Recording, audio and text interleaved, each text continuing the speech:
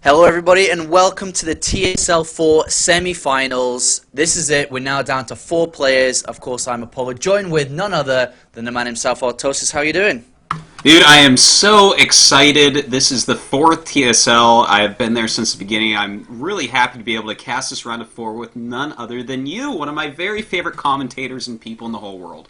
It's going to be awesome. It's going to be a great set of games here, and of course these players are fighting out for the ever so important $34,000, and of course 500 as well. $34,500. A lot of money on the line here today, and we're going to find out who's going to make it to the finals, Artosis. Yes, indeed we are. Any predictions for you, Apollo?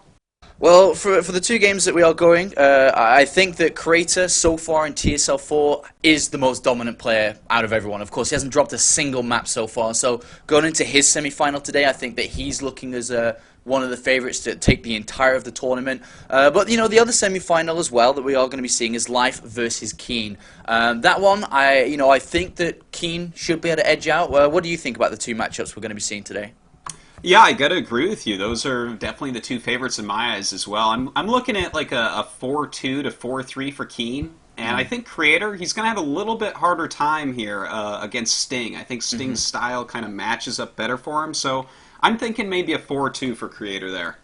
Alright, so awesome predictions. Of course, we want to thank the sponsors before we do start looking specifically at the player sheets and so on. So, of course, I'd like to thank you to Razer and, of course, Twitch TV, both helping out and supporting TSL all the way. Remember to get your TSL4 t-shirts.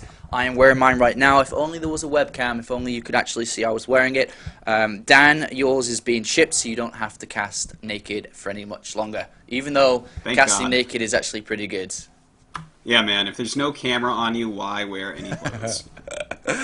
Alright, so we are going to be looking now at the specifics of these 2 matchups. So let's have a look at first Keen versus Life. And as we can see, these 2 guys will be playing a best of 7 here. We mentioned a little bit about it before, but let's walk through it a little bit here. The maps, first of all, that we're going to be seeing: Daybreak, Cloud Kingdom, Metropolis, Ohana, Entombed, Antigua. Then finally, if needed, Daybreak once again. What do you think about that map pool?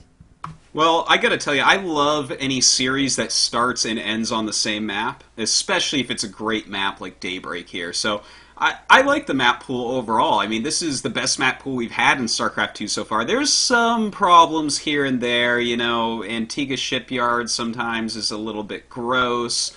But overall, the maps they're pretty damn good. And of course, Keen, being one of the most consistent GSL performers in Code S, Code A, he's just in the GSL overall for the majority of his time. Is a great player and a fantastic Terran player. He's most known for his GIFs, of course, that you casted in the GSL. He really does like them.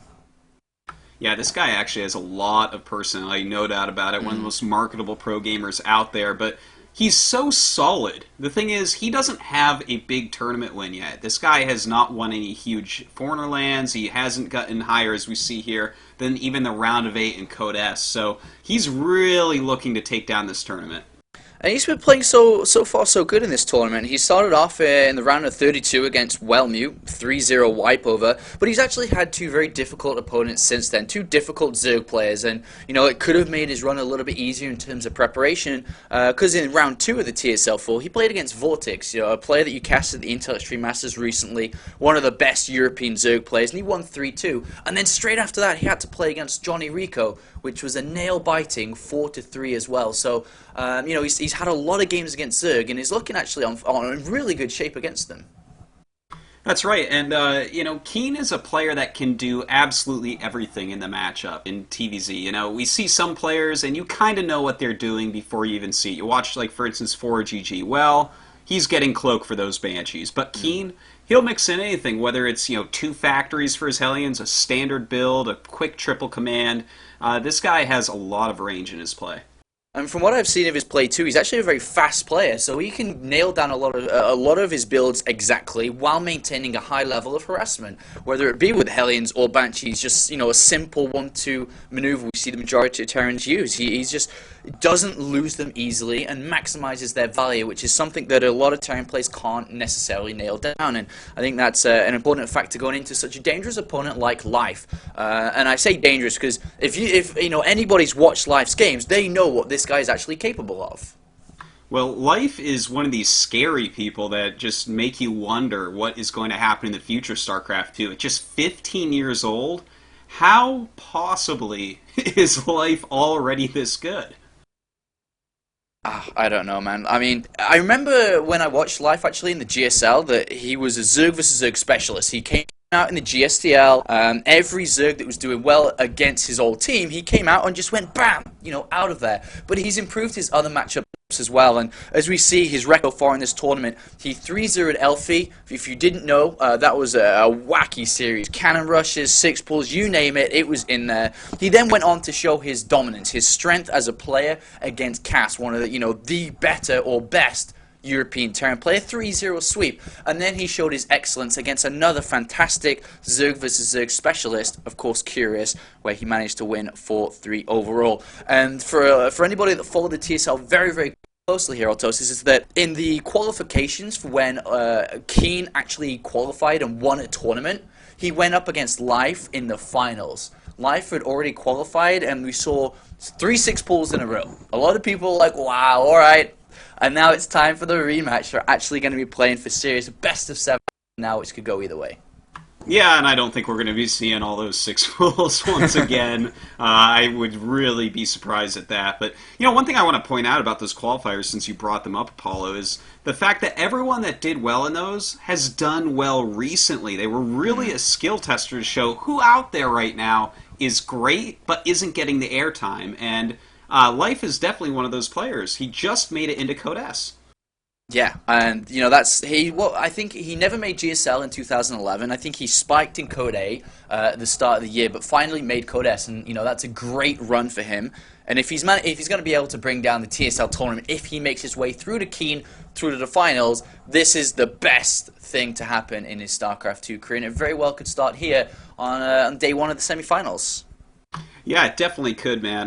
Life, he can't be underestimated, especially with this new team. Xenix, it was a good team, but since he's gone over to StarTale, what a ridiculously awesome roster they have right now. Players like Bomber are going to have helped him to actually practice for Keen, as well as Hack and many other great Terrans on the team. So Keen, even though he's the favorite, that I think we agree on that, he's going to have his work cut out for him in Life. Yeah, I think this is going to be a great series overall, of course a best of 7, but before we do go into this game, I just want to go ahead and say today's raffle winner. Of course, you win the Razer products. We have a winner already, and it is Perry, double Y, that wins the Razer Abyssus, so congratulations on that. And I'm sure Team Liquid will contact you very soon so you can claim your prize. Are you ready to begin semi-final number 1, Autosis? Oh man, I've been ready for like days and days, Apollo. Let's get this stuff started. Alright, let's do this, guys. Hit it!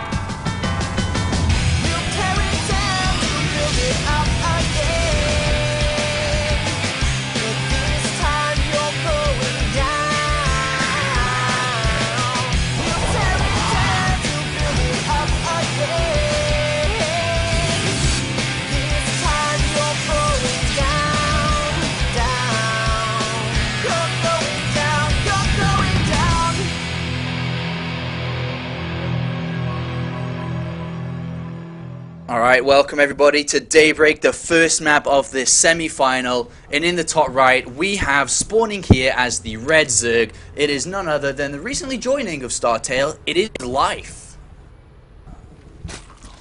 And then down here in the bottom left, we do have an amazing Terran player, one of the most solid in the world. It is none other than MVP's Keen.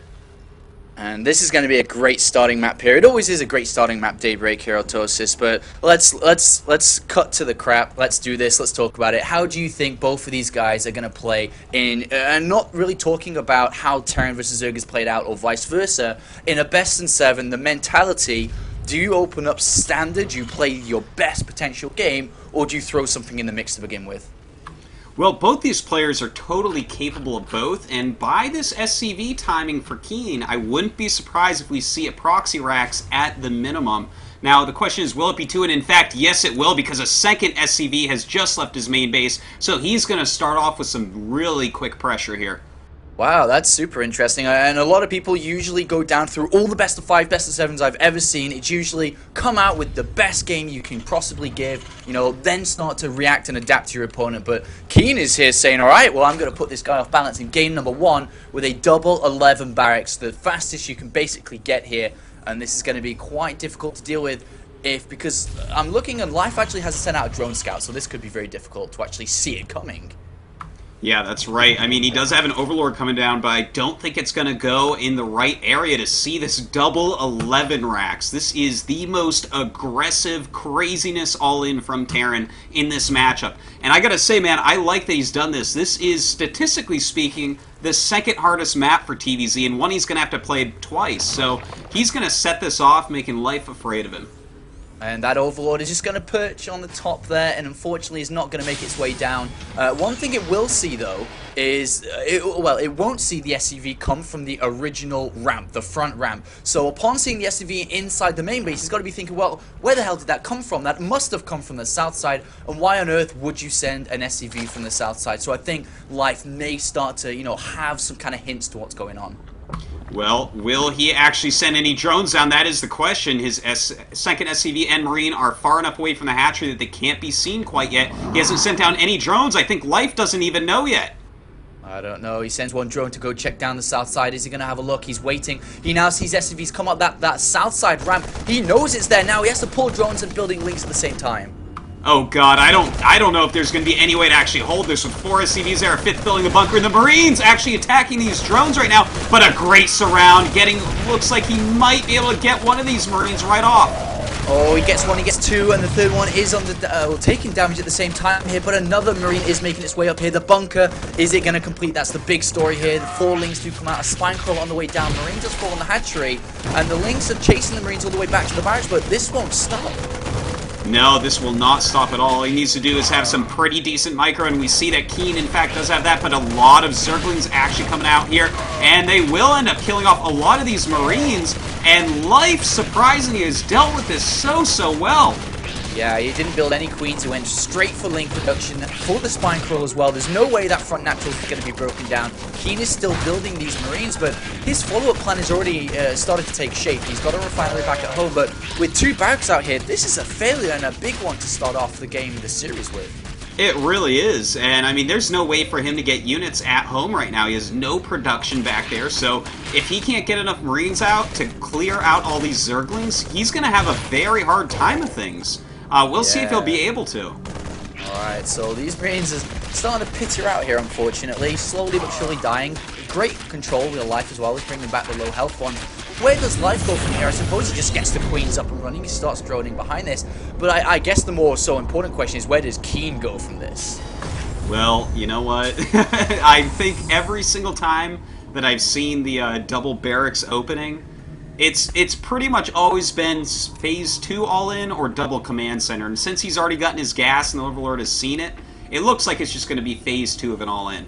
Yeah, so I guess the correct reactions from Life here is just to get gas now, probably 2 gases at one time. He can start mining it a lot faster, get a Baneling nest down, and these are the kind of precautions he needs to start thinking about. That Overlord inside the main base has seen everything. It's seen a lack of units, the Lings are knocking on the front door as well, and there's nothing home to defend at the moment, so SCVs are being called to repair. Not a good start here for Life, Artosis. Not a good start for Keen, sorry, Artosis. Yeah, and I thought he would do such a better job there, but Life dealt with it so well. Those Marine surrounds were just too strong, and now Keen in a lot of trouble. But look at this. Keen has actually re-landed his barracks and is producing Marines again. So it looks like he actually wants to put on some more pressure. The bad part is he became supply blocked, so he actually can't make quite as many Marines as he wanted. Yeah, that sucks, and he's got a starport coming down in the main base. These Lings are going to go and check the barracks out, and they say, oh god, you've still got Marines there. Can't really engage because of the position they're in, but as soon as they do come out, these Lings are going to get ready to rock and roll. There's even a spine crawler coming down. Gas, a single gas has been taken, but a lot of drones so far for Life down, and he's building additional spine crawlers because he has drones to a significant amount. 28 right off the bat from that, upon seeing no follow-up or economy follow-up from Keen. Yeah, and of course that is the right choice. You know, with 3 queens and 3 spines, it's going to be hard for Keen to find any way to break in. And as far as economy goes, forget about it. Life is way ahead. 29 drones to just 19 SCVs. Yeah, so Keen's going to have to try and break down this front door. Unfortunately, his build and strategy in game number 1 here has not given him the edge necessary to move on to this stage of the game. And with gases now taken, speed on the way, I'm sure we'll see a Roach Warren potentially, a Bailey Nest, anything defensive right now from Life, just to make sure he holds on. Because holding on to game number 1 and winning game number 1 without dropping the ball per se is going to be absolutely fantastic for Life going on to the rest of the games here.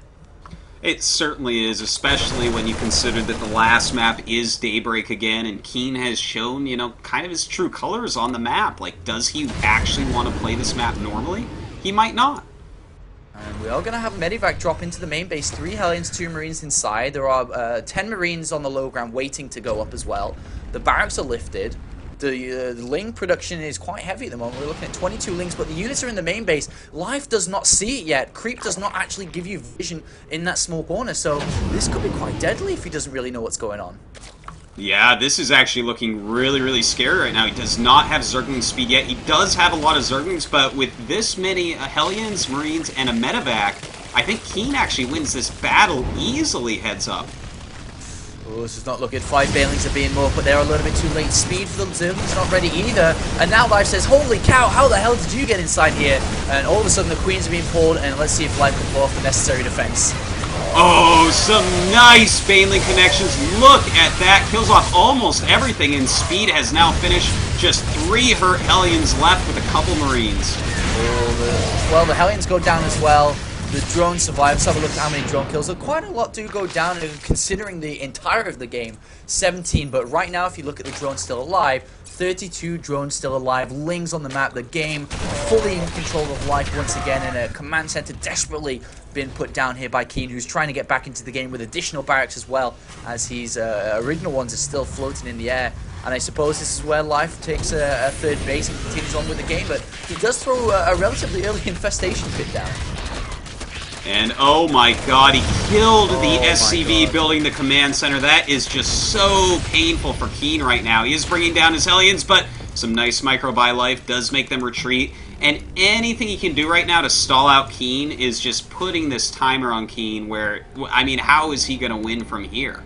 Yeah, and with 4 gases being mined from, the infestation pit finishing, and double evolution chamber, we're going to see really early infestors, a lot of energy banked up as well. So I would not be surprised to see a big attack once the infestors are ready and waddle themselves across the map using fungals and infestitarians to launch an assault on this natural Keen. Keen needs to do something to come back into this game, and what really can that be? I guess it just has to be a mounted defense, a really good defense on the front door, while potentially dropping and trying to slow down Life from behind, because it's actually in a position where it may seem that Keen is struggling with a very low percentage to win this game. He certainly is, and I think you're right there, Apollo. He needs for Life to actually attack him, and he needs to crush the attack. The thing is, if Life attacks, I don't see him crushing the attack, but I don't think Life even needs to do that. Taking this third base, just teching up, he just got double evolution chambers. He's setting up to play a longer game where he's actually just going to be fine. Even if Terran was on equal footing with him, he would probably be okay, and it would be hard for Terran to win. But when he's already ahead like this, Keen is going to be praying for mistakes. He is, and well, there's so many options for Life to choose from in this kind of position. Everybody loves to be in this position when you're really far ahead. You've got lots of options to choose from.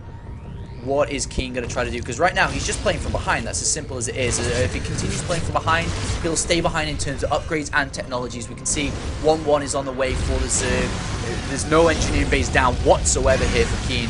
He does have a lot of barracks though, so if he continues to produce and maybe tries an assault with tanks and Marines, maybe he can try something here, because if he tries to expand naturally, Life takes a 4th base and goes up to Hive. You know, there's really low amounts of options for Keen. Yeah, I have to agree with you once again, Apollo. You're so smart. I mean, if he takes another base, the game is over. Life cannot mess up from there. It would actually take just a terrible set of mistakes for him to lose. So we should be seeing just like a siege tank marine timing attack. Probably going to line it up with this +1 he's researching in his eBay. But by then, how many units is Life going to have? He's going to have sick upgrades, Baneling speed, insane creep spread, and a lot of infestors. Alright, so here comes Keen's ditched attempt. He has controlled the Zellnog Tower, so it's gone undetected so far.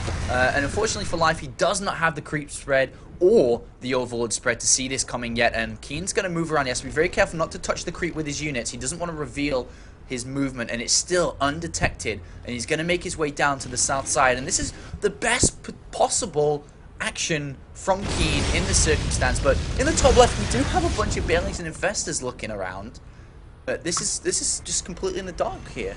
Yeah, both of them are kind of in the dark right now. You know, if Keen moved into that third, he might actually be able to take it out because all the units for Life are on the other side of the map. But now he's going home, and it looks like we are going to have Life actually attack here. Can he get some damage done? I think so. Here we go. He is running up this ramp. He's running up the ramp, and the Infestors are here to play. The Bailings come rolling in. Great fungal growth. Good connections as well. There are just enough Infestors left, but nothing is going to survive here. One tank deals a bit of damage, and with the reinforcements coming, this is not looking good, as that was an army that Keen spent a very long time on making, and it's now been cut in half. He makes his movement across the Zellnog Tower again, but it looks like another Zerg army is ready and waiting. It is indeed. He is going to pull back for now. Can he catch these Infestors? No, they still have that fungal growth energy, and Life is just playing to perfection. You know, before that attack, they had even supplies, but he went up by about 25 afterwards. So this is just... Life is getting further and further ahead of Keen. What is his plan here? Just to keep attacking siege tanks until he loses? It seems like it at the moment, because every attempt, he can't even leave his own side of the map without losing half his army, and that's how bad of a situation Keen is in, unfortunately. We do have the Hive on the way, and that is going to be the end of the game. When Hive units are out, Brutals, Ultralists, it doesn't matter. The game's over by far. Right now, Keen is trying to take a third base, and this has been spotted immediately here by Life, who may plan another assault, especially with this 2-2 so close to finishing.